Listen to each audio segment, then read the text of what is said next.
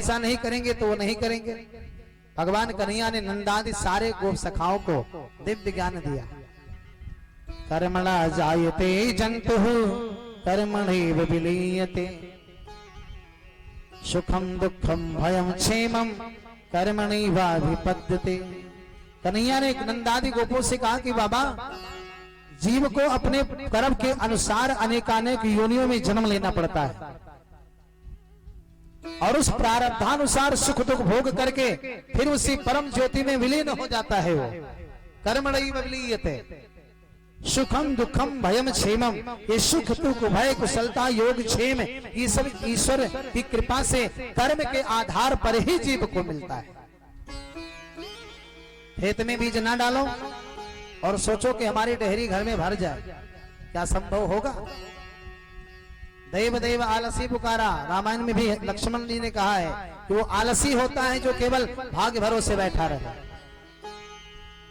केवल भाग्य के भरोसे रहने से आपका कल्याण होने वाला नहीं, कर्म तो करना ही पड़ेगा। भगवान कन्हैया ने कह दिया कि देखो बाबा, हम इंद्र की पूजा क्यों करें? इंद्र तो एक कर्मचारी है और जैसे कर्मचारी का काम है जिस पद पे जिसे नियुक्त किया जाता है उस पद की गरिमा को ध्यान में रखते हुए समाज की सेवा करना, तो इंद्र का तो काम है वृष्टि करना। तो फिर उस अधिकारी को कर्मचारी को अलग से घूस की क्या आवश्यकता? और पूजना ही है तो यहाँ के पृथ्वी का पूजन करो, यहाँ की धरती का पूजन करो, यहाँ के वनराज का पूजन करो, श्री गोवर्धन जी महाराज का पूजन करो, जिसके छाये में हम सभी लोग अपना जीवन व्यतीत करते हैं और जो निःशुल्क, कभी किसी प्रकार कुछ कोई शुल्क नहीं लगता और तमाम प्रकार के हमें फल फूल आदि प्राप्त होते हैं। तो गोवर्धन जी का पूजा करो। और वैसे भी बाबा, आज तक अपने जीवन में आप लोग इतने दिनों से पूजन करते आ रहे हो, क्या तुम्हारे इंद्र जी प्रत्यक्ष भोग लगाए? बोले नहीं लाला, बोले मेरा गोवर्धन प्रत्यक्ष भोग लगाएंगे, आप चलो तो सही। सभी लोगों को भगवान ने भ्रमित कर दिया और सब लोग मुड़ गए कन्हैया की तरफ। जो कन्हैया ने चाहा वही हुआ। सारी माताएं बहनें, सारी गोपियां जो है जल भर भर करके गोवर्धन जी महाराज को नहलाती हैं। 4 बजे रात से 7:30 बज गया, 3.5 घंटा हो गया नहलाते नहलाते, और गोवर्धन जी महाराज के भी पैर भी नहीं भीगे। जब गोपियां थक गईं तो भगवान ने वहां मानसी गंगा को उत्पन्न कर दिया। बोले मानसी गंगा की जय, और उसी से गोवर्धन जी महाराज का अभिषेक किया। तमाम प्रकार का खाद्यान्न पदार्थ भोज्य पदार्थ लेकर के आए, सबने भोग लगाई। भगवान ने तुरंत एक वेश बनाया, गोवर्धन जी पे जाके प्रवेश किया और मुंह फाड़ करके सभी के दिए गए भोग पदार्थ को स्वीकार करते चले जा रहे हैं। और एक रूप में कन्हैया बाहर भी खड़े हैं। कन्हैया का एक मित्र था जिसका नाम मधुमंगल है, जो जाति का ब्राह्मण था। इस ब्राह्मण कुमार ने कन्हैया से कहा कि भैया एक बात बताओ, बुरा तो नहीं लगेगा? तुम्हारे शकल के जैसे गोवर्धन जी की शकल है, कहीं ऐसा तो नहीं कुछ तुम्हारा ही चमत्कार है? कहीं तुम्ही तो नहीं गोवर्धन बन करके बैठे हो क्योंकि तुम्हारे मुंह से उनका मुंह मिलता जुलता है? भगवान ने कहा कि लाला ऐसा नहीं कहने चाहिए, अरे उनके मुंह के जैसा मेरा मुंह मिलता है ऐसे बोलो ना। वो तो भगवान है और हमारे मुंह के जैसा उनका मुंह कैसे हो सकता है? तो किसी ने कहा बात तो दोनों एक ही हुई ना। बोले एक ही कैसी हुई? बाप और बेटे साथ में घूम रहे हो तो कोई ये थोड़ी ना कहेगा बेटा से भैया कि आपके पिताजी आप ही के शकल पे, बल्कि लोग यही कहेंगे बेटा है आपके शकल को लेकर के आया है। बोले सत्यानंद भगवान। तो सब लोगों ने जब गोवर्धन जी का पूजन किया और गोवर्धन जी महाराज प्रत्यक्ष भोग सभी का स्वीकार करते जा रहे। मधुमंगल ने इशारा किया, कन्हैया देखो मैं तो सब जानू, सब तुम्हारो ही लीला है भैया, और ऐसा करो सब गटक गटक कर जाएगा, अरे कम से कम कुछ प्रसाद तो छोड़ दो हम लोगों के लिए। ऐसा आमोद प्रमोद हुआ। देवराज इंद्र ने जब ये समाचार सुना, एक बालक के कहने से उन सारे जो है ब्रजवासियों ने हमारी पूजा को रोक दिया है। उन्होंने सामवर्तक नामक गण को भेजा, बोले जाओ 84 कोस का जो ब्रजमंडल है इसको जलमग्न करके डुबा दो, बहा दो, नष्ट कर दो। और मूसलाधार वृष्टि होने लगी, बिजलियां चमकने लगी, बड़ी जोर की आंधी आ गई और सब लोगों ने हल्ला मचाना शुरू किया। सब लोग भगवान कन्हैया के पास आए। कन्हैया ने कहा भैया मेरे पास आने से काम नहीं बनने वाला, अरे जिनकी हमने पूजन की है ना वो गोवर्धन जी के शरण में सभी लोग चले। और सारे लोग गोवर्धन जी के शरण में आए। भगवान ने तुरंत अपने हाथों से गोवर्धन जी को उठाया और अपनी कनिष्ठिका उंगली पर भगवान कन्हैया ने 7 दिनों तक गोवर्धन पर्वत को धारण करके रखा। एक दिन जब बीता, यशोदा मैया ने कहा सारे बालकों से, अरे भैया मेरा कन्हैया अकेले अकेले कैसे इस पर्वत को उठा के रखा, कम से कम तुम लोग भी कुछ सहयोग करो ना। तो बच्चों ने अपनी अपनी लट्ठी लगा दी, ग्वाल वालों ने। अब जब दूसरा दिन बीता, तीसरा दिन आया, तो कन्हैया ने बालकों से कहा, देख रहे हो भैया इतना विशाल पर्वत मैंने कैसे उठा लिया है। बालकों ने कहा, हाँ बड़े आए उठाने वाले, अरे हमने भी तो लट्ठियां लगाई है तब जा करके रुका है। भगवान ने सोचा कि ये बेचारे भोले भाले हैं, ठीक है लाला तुम्हारी लठिया से उठा है ना, ऐसा करो तुम जो है, मैं थोड़ा विश्राम करना चाहता हूं, तुम लोग संभाल के रखो थोड़ी देर। बच्चों ने कहा हाँ बिल्कुल आराम से विश्राम करो। और जैसे भगवान ने थोड़ी सी उंगली टेढ़ी का की कि सभी की लठिया, सभी का बांस चकाचक टूटता चला गया। और सारे ग्वालों ने कह दिया कि प्रभु आपन तेज समाय रहो आपे, नहीं तो अभी तीनों लोग हांकते कांपे। भगवान ने फिर से संभाला। भगवान बच्चों से बोल रहे हैं कि भैया जानते हो ये पर्वत मैंने कैसे रोका है। बच्चों ने कहा कि सब जानते हैं। भगवान ने कहा यदि इनके सामने मैं कह दूंगा कि मैं भगवान हूं तो इनको विश्वास नहीं होगा। कन्हैया ने कहा देखो मैं भगवान हूं ना, इसलिए मैं पर्वत उठा लिया। बच्चों ने कहा है बड़े भाई भगवान बनने वाले, अरे तुम भगवान कैसे हो सकते हो, तुम तो हमारे सखा हो, साथ में खेलते हो, भगवान होते तो क्या हमारे साथ कभी खेलते हो। मैं जानता हूं कि जो है आपने पर्वत कैसे उठाया।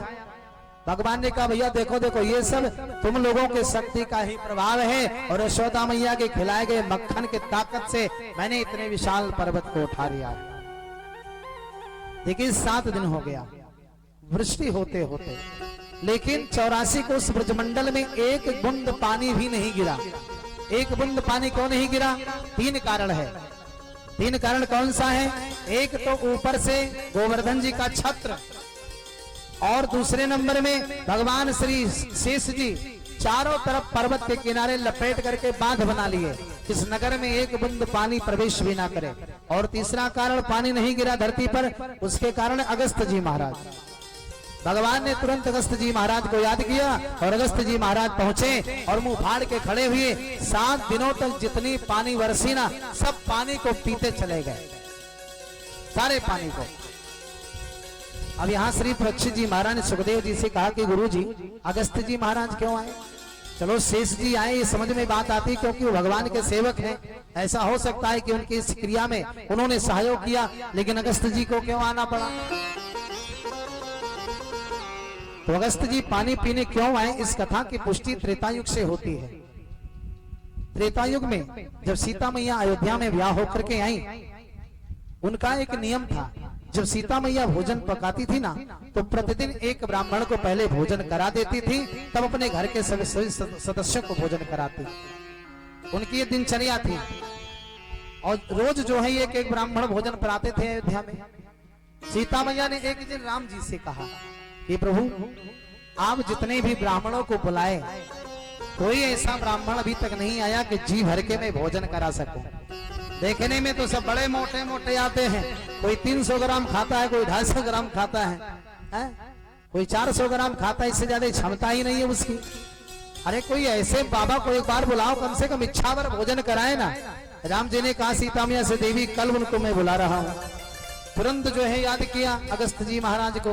अगस्त जी महाराज के मन की घंटी बजी, आप प्रभु आज्ञा प्रदान करिए। बोले हे विप्र देवता, कल 7 बजे सुबह आप मेरे यहाँ भोजन पर आमंत्रित हैं, कृपा करके आपको आना होगा। इन्होंने आप निमंत्रण स्वीकार कर लिया। ठीक है आ जाएंगे प्रभु, कोई बात नहीं।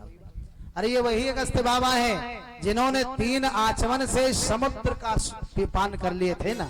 ओम केशवाय नमः, ओम नारायणाय नमः, ओम माधवाय नमः, 3 बार बोल करके पूरा समुद्र में सोख लिए थे। वही बाबा अगस्त जी महाराज है। आ गए 7 बजे भोजन में, और इतने मोटे चादे हैं कि एक एक हड्डी दिख रही है शरीर की। सीता मैया तो हाथ धर के सर पे बैठ गई।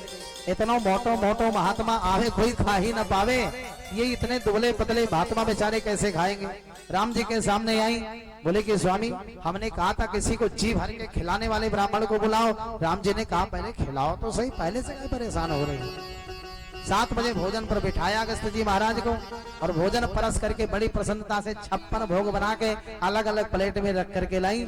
और जैसे ही अगस्त बाबा के सामने रखी, अगस्त बाबा ने राम जी की तरफ देखते हुए कहा कि प्रभु इस भोजन को कहाँ डालें, नाक में डालें कि कान में डालें, क्योंकि मुंह में डालने भर का तो है ही नहीं। सीता मैया से राम जी ने इशारा किया, देख रही हो देवी, जज करके खाएंगे बाबा। आज गदगद हुए कि लगता है इस ब्राह्मण को जम के खिलाने का मौका मिला। अब बड़े से परात में लाके सारे भोजन को इकट्ठे कर दी। 1 सेकंड नहीं लगा अगस्त बाबा को सोखने में। सुबह 7 बजे से भोजन बनाती हैं, परोसती हैं, शाम को 7 बज गया, 12 घंटे हो गए। अब जब 12 घंटे से कंटिन्यू कोई भोजन करेगा तो अकेले भोजन बनाने और खिलाने वाले परेशान हो जाएगी ना। तुरंत जो है सीता मैया ने क्या किया, गणेश जी को याद किया और गणेश जी महाराज अपने दोनों धर्म पत्नियों के साथ रिद्धि सिद्धि के साथ पधारे और रिद्धि सिद्धि पूड़ी बेलना शुरू की। गणेश जी पूड़ी छानना शुरू किए और सीता मैया परोसना शुरू की। 3 दिन बीत गया भोजन करते करते। जब 3 दिन बीता तो सीता मैया करके बोले कि बाबा और कुछ लाऊं। अगस्त जी ने कहा, अरे मैया भोजन तो अभी मैंने शुरू किया है करना, अभी लाने की बात कभी लाते ही रहो, ऐसा मत पूछो। 7 दिन बीत गया। 13 दिन जब हो गया, 13वें दिन सीता मैया ने कहा कि प्रभु जब आधा पेट भोजन हो जाए तो थोड़ा पानी भी पी लेना। अगस्त बाबा ने कहा, मैया जब आधा हो जाएगा तो पानी पी लेंगे, पहले लाते रहो। लिखा गया है कि 17 दिनों तक अगस्त जी महाराज ने लगातार भोजन किया और जब 17 दिन हो गए, पूरी छानते छानते गणेश बाबा भी परेशान, बेलते बेलते रिद्धि सिद्धि मैया परेशान और परसते परसते सीता मैया परेशान। अब आई राम जी के पास, बोले प्रभु अब इनको इशारा कर दो, थोड़ा ब्रेक लेने, अब इच्छा मेरी भर भोजन कराने से। राम जी ने कहा, इच्छा भरी? बोले बिल्कुल भरी। राम ने इशारा किया कि ब्राह्मण देवता अब आप कृपा करके बात समझिए, हमारी भारिया जो है अत्यधिक परेशान हो चुकी है। अब बोले ठीक है मैया, अब भोजन समझो हो गया, अब लाओ पानी पिलाओ। सीता मैया ने कहा, जो 17 दिन भोजन किया है तो 34 दिन पानी भी पिलाना पड़ेगा। सीता मैया ने कहा कि हे प्रभु पानी मैं बाद में पिलाऊंगी। राम जी ने कहा कि प्रभु हे विप्र देवता, भोजन में आपको त्रेता युग में करा रहा हूं और पानी में आपको द्वापर युग में पिलाऊंगा। जब गोवर्धन पूजा कराने से इंद्र जी महाराज कुपित होकर के और मूसलाधार वृष्टि करेंगे और जिस क्षण मैं गोवर्धन को अपने नख पर उठाऊंगा उसी क्षण आप तत्काल पानी पीने के लिए आ जाना। और इसीलिए जैसे गोवर्धन जी को भगवान ने उठाया, तुरंत अगस्त जी महाराज को जो है याद किया और अगस्त जी महाराज पहुंचे, वो फाड़ के खड़े हुई, एक छिटकी तक भी जमीन पर नहीं गिरने दिया, सब पीते चले गए। बोले सच्चिदानंद भगवान की जय। और 7 दिनों के बाद में जब देवराज इंद्र हाथी पर चढ़ करके और बड़े अभिमानवश लगे सोचने की अब तो सारी जो है 84 कोस ब्रजमंडल जलमग्न हो गया होगा, नष्ट हो गया होगा, इस भाव से आ रहे हैं तो क्या देखें, यहाँ तो धूल उड़ रहा है। तुरंत हाथ जोड़ करके इन्होंने निवेदन किया भगवान कन्हैया का। श्रीमद् भागवत में लिखा गया कि 10 श्लोकों में स्तुति किया है इंद्र जी महाराज ने। श्री कृष्णाय वासुदेवाय हरे परमात्मने प्रणतक्लेशनाशाय गोविंदाय नमो नमः। हे भगवान श्री कृष्ण, हे वासुदेव, त्रिविध तापों को नष्ट करने वाले कन्हैया, आपको मेरा नमस्कार है। सुखदेव जी से परीक्षित जी ने कहा कि महाराज ब्रह्मा जी से गलती हुई थी तो 40 श्लोकों में उन्होंने स्तुति किया था, लेकिन भगवान ने नहीं कहा जाओ तुम्हें हम क्षमा किए। लेकिन इंद्र जी महाराज को 10 ही श्लोक में स्तुति होने के बाद भी भगवान ने कह दिया जाओ इंद्र जी क्षमा किए तुमको। ऐसा क्यों हुआ, जबकि पद तो ब्रह्मा जी का बड़ा है। सुखदेव जी ने कहा कि देखो राजन, ब्रह्मा जी ने जो गलती की थी वो बहुत बड़ी गलती थी, क्योंकि उन्होंने भगवान के भक्तों को भगवान से दूर किया था। और इंद्र जी ने जो गलती की है वो भगवान के भक्त भगवान के करीब ही रहे ना 7 दिनों तक, तो भगवान के लिए भक्त ही बड़े खास होते हैं। इसलिए इनको मात्र 10 ही श्लोकों में स्तुति करना पड़ा और भगवान प्रसन्न हो गए। बोले कृष्ण कन्हैया लाल की जय। चाहिए बस तुम्हारी इनायत नजर, और कुबेर का खजाना नहीं चाहिए, चाहिए बस तुम्हारी इनायत नजर, चाहिए बस तुम्हारी इनायत नजर। और कुबेर का खजाना नहीं चाहिए, बस तुम्हारी इनायत नजर, चाहिए बस तुम्हारी इनायत नजर।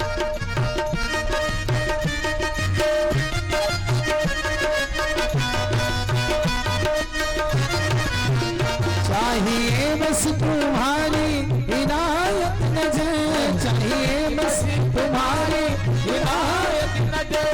और कुबेर का खजाना नहीं चाहिए, और कुबेर का खजाना नहीं चाहिए। जो जमाने में, जो जमाने में है वो करे खा रहे, जो जमाने में है वो करे खा, और उनको सताना नहीं चाहिए। जो जमाने में वो करे खा रहे, और उनको सताना नहीं चाहिए, चाहिए बस। दोनों हाथों से भगवान की सेवा करते हैं सभी लोग।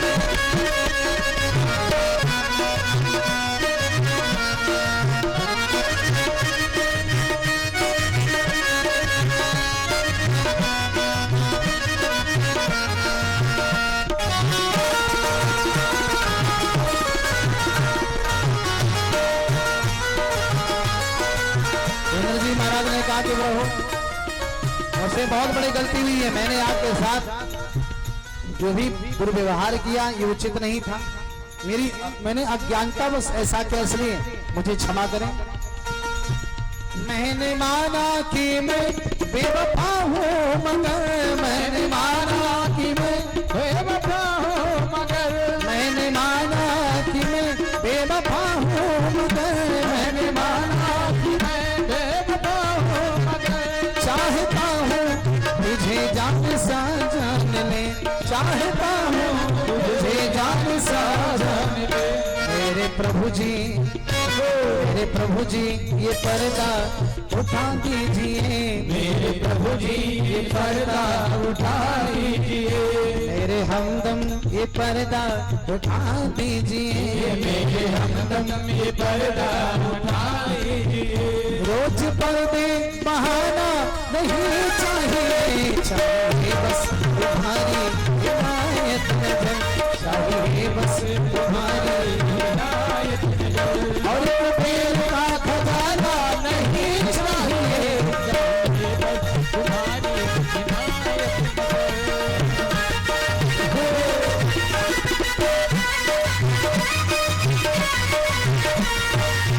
राधे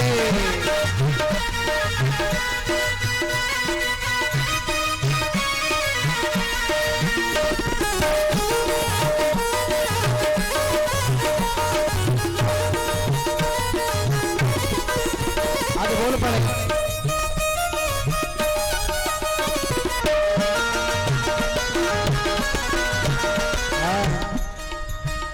लाखों जल में,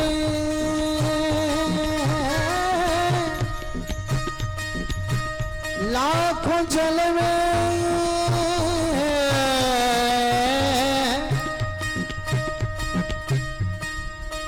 लाखों जल में बहारों का देखा मगर, लाखों जल में बहारों का देखा मगर। जीव कहता कि प्रभु संसार को, मैंने संसार की चकाचौंध को बहुत देखा, लेकिन देखने के बाद एक ही निचोड़ आया, क्या?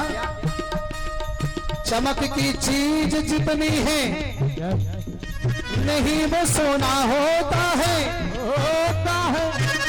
चमक पर जो भी मरते हैं उन्हें फिर रोना होता है, रोना होता है। अभी नहीं भाव दिया।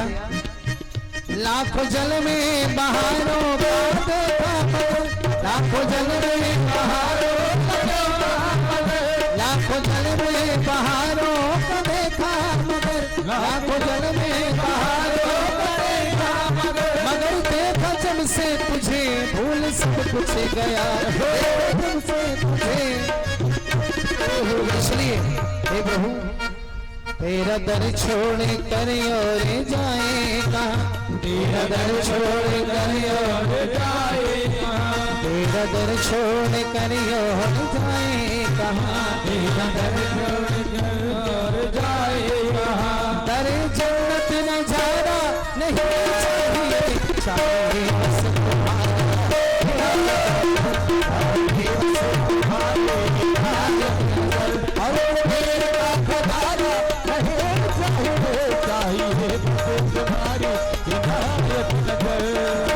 बस तुम्हारी इनायत नजर, चाहिए बस तुम्हारी इनायत नजर। और दिल का खजाना नहीं चाहिए, जो जमाने में है अपने खाने में, जमाने में है और उनको सताना नहीं